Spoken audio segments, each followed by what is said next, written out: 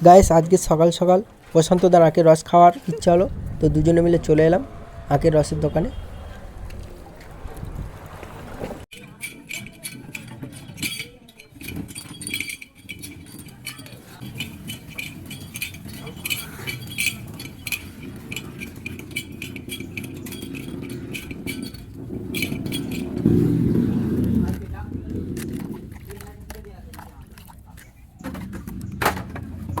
Guys আমাদের আখের রস এখন রেডি, আর এদিকে আমাদের ছোটোখাটো মানুষ প্রশান্তদা দেখো কেমন করে খাচ্ছে।